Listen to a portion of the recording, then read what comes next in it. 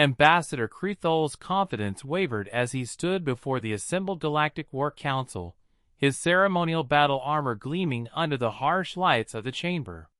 For months, the Nexri Empire had been pushing for military action against the human colonies, convinced that these newcomers were weak pacifists who would crumble at the first sign of real conflict.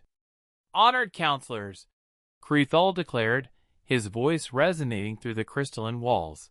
"The humans continue to decline our invitations to expand their territory through conquest. They speak of diplomacy, of peaceful coexistence, of trade agreements." His mandibles clicked in disgust. Clearly, they lack the warrior spirit necessary for galactic prominence. The assembled representatives of 12 species nodded in agreement.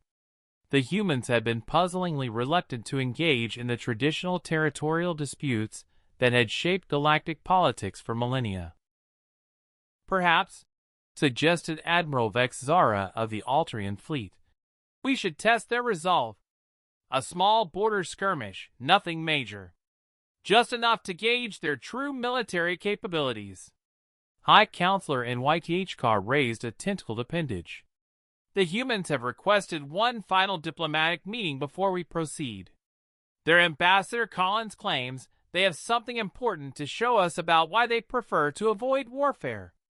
Krethol's laugh was a harsh bark. "More weakness disguised as wisdom, no doubt. Very well, let them present their pathetic justifications before we demonstrate proper martial prowess." 3 standard hours later, Ambassador Sarah Collins stood calmly in the center of the War Council chamber. Unlike the armored representatives surrounding her, she wore a simple diplomatic uniform, her hands clasped behind her back. "Thank you for this opportunity," she began, her voice carrying despite its quiet tone. "You've asked repeatedly why humanity avoids warfare, why we prefer negotiation to conquest. You seem to interpret this as weakness." Krethol snorted. "What else could it be? Your species has shown no territorial ambition, no desire to test your strength against worthy opponents." Collins nodded thoughtfully. "You're right that we avoid war. But perhaps you misunderstand the reason." She gestured, and a holographic display materialized above the chamber center. "This is Earth, our homeworld, as it appeared 1,000 years ago." The display showed a blue-green planet, vibrant with life. Cities dotted the continents, connected by networks of light that pulsed with activity. "Beautiful world," Admiral Vexzara commented dismissively. "Soft conditions breed soft people." "Indeed," Collins agreed. "Now let me show you Earth as it appeared 900 years ago." The display shifted. The same planet appeared, but now vast sections of the continents were brown and lifeless. Fewer lights, darker oceans, storm systems that seemed to rage endlessly. "Climate change?" asked Counselor in YHK. "Partially, but not natural climate change." Collins's voice remained steady. "This is Earth after what we call the Resource Wars. Our species discovered that when you have multiple populations competing for diminishing resources, conflict becomes inevitable." Part 12. The Truth. The holographic display continued its grim progression through human history. Earth 800 years ago showed even greater devastation, entire continents scarred by what appeared to be massive weapons impacts. "The Unification Wars," Collins explained. "When we finally understood that our planet couldn't sustain multiple competing civilizations, we fought to determine which culture would dominate." Krethol leaned forward, suddenly interested. "Now this sounds more promising. Who emerged victorious?" "Everyone and no one," Collins replied. "That's when we learned our first important lesson about warfare. Humans are exceptionally good at it." The display showed Earth 700 years ago. The planet looked barely habitable. Gray skies, poisoned oceans, cities that were nothing but ruins.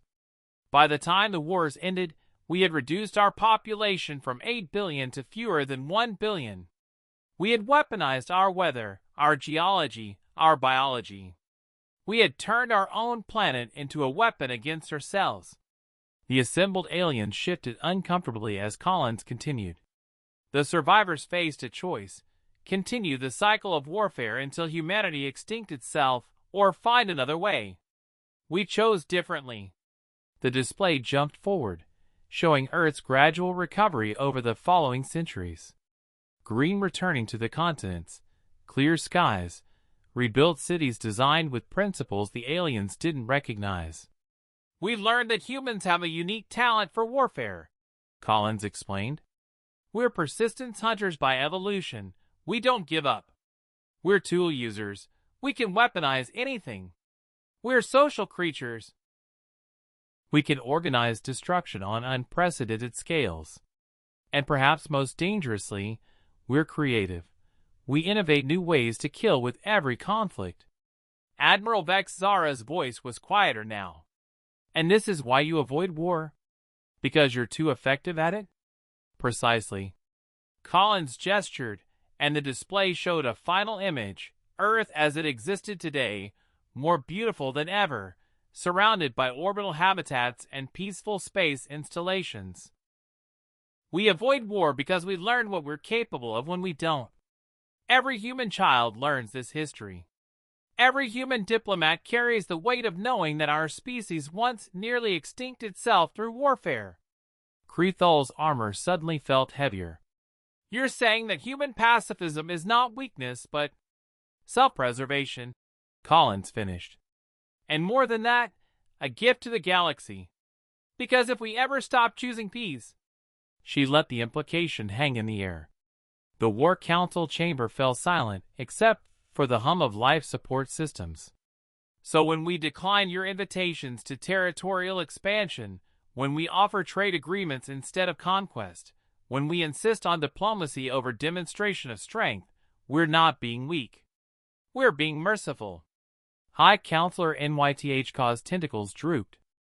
And if that mercy were to end? Ambassador Collins smiled, but there was something in that expression that made several representative survival instincts activate. Then you would learn why we work so hard to make sure it never does. The motion for military action against human colonies was quietly withdrawn that same day.